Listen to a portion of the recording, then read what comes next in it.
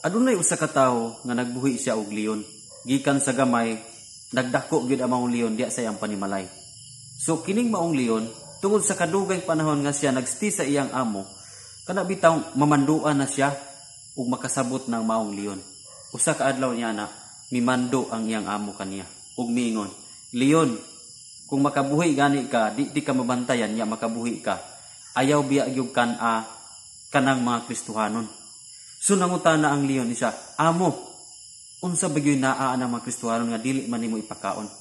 Niyo nang amo, "Di gyud pwede nga kanon nimo leon ang mga Kristohanon. Kay sa moment gani nga imong kanon ang mga Kristohanon, adunay posibilidad nga mapokpo o mga tigpo ang imong tango.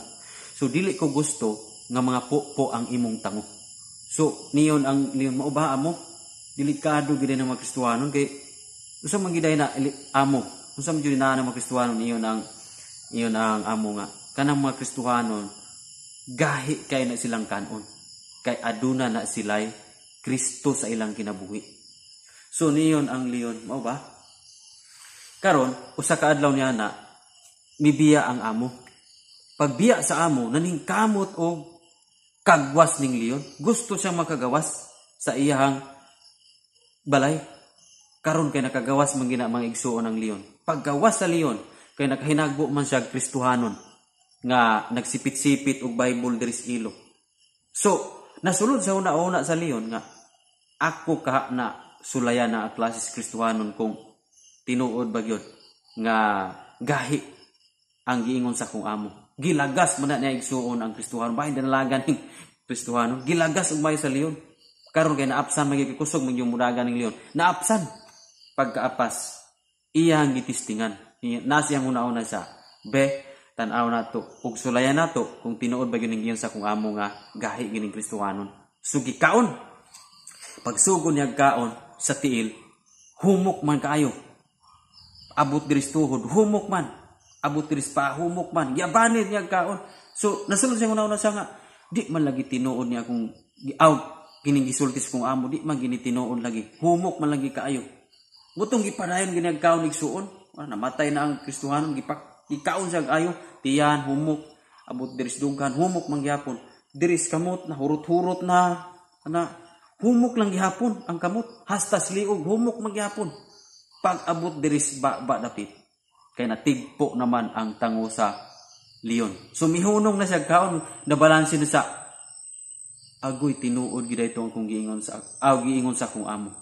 Pero nganong mang nakapangutana ang leon, pero nganong diri na mas ba dapit gahi, nganong mang sa ubos nga bahin humok man, munay pangutana sa leon. So makaisunan din nilang takutob sa ato ang istorya. Kini atong sambingay karon, dako kayo ning lesson nga makuha sa ato ang kinabuhing Kristohanon. Hilabi na gyud sa moment nga kita dunay mga panahon nga nagpadayon sa pagpakasala, okay? Sama sa maong sambingay, okay? Naghulagway kato sa mga Kristohanon nga dunay mga Kristohanon karong panahon nga putol. Okay? Unsa man ning Kristohanon nga putol? Kana bang ang katunga sa ilang kaugalingon, katunga sa ilang kinabuhi, gialagad sa Ginoo, ang katunga pod gialagad pod sa demonyo. Kumbaga, gialagad pod sa kalibutan. Okay? Kung ang katunga sa ato ang part sa atong lawas o sa ato ang tibuok nga pagkatao, kung ato nang gialagad sa kalibutanong bahin nga dili kahimutan sa Ginoo, mao na say humok nga kanon sa demonyo. Nganuman, ang demonyo o si Satan gihulagway sa Biblia nga he is like a roaring lion. Mabasa nimo sa 1 Peter chapter 5 verse 8. Yun siya, pag maigmat kamo og pag mabinantayon, kay ang inyong kaaway nga maong yawa naglibot-libot nga sama sa leon nga nagngulog og nangita og tukbunon. So, gihulagway si Satan nga siya ang roaring lion. Okay? Leon nga nangita og tukbunon. Kumbaga, kana nga klases leon is sa espiritual nga bahin, dili nato siya makita apan leon siya nga mutukob sa mga Kristohanon. So, ang pangutana, kinsa may humok niyang tukbon? Kinsa may humok niyang kanon? Kadtong mga Kristohanon nga katunga sa ilang kinabuhi gipagamit sa kalibutan. Munay ampay ni Satan.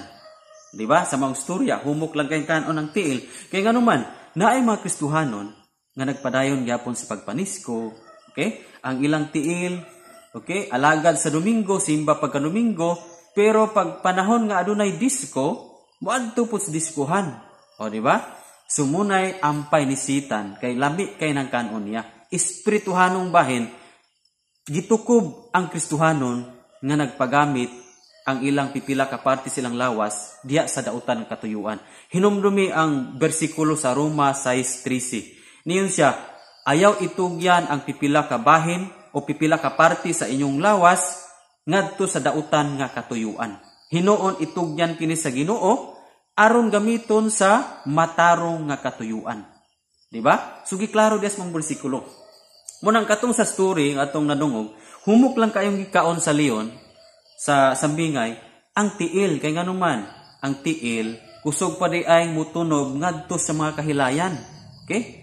Kusog pa di ay moadto sa tarian, kusog pa di ay moadto sa diskuhan, kusog pa di ay moadto sa bisan unsa nga mga dili kahimutan sa atong langit nun nga amahan.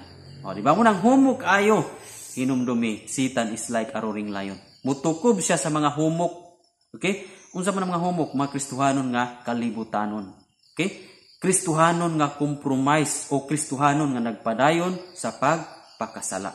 O ka Biblia nag-iyon ginato sa Matthew 5:48 nga pag mahingpit kamo o kumbaga pagbalaan kamo kay ang atong amahan balaan man. O di ba?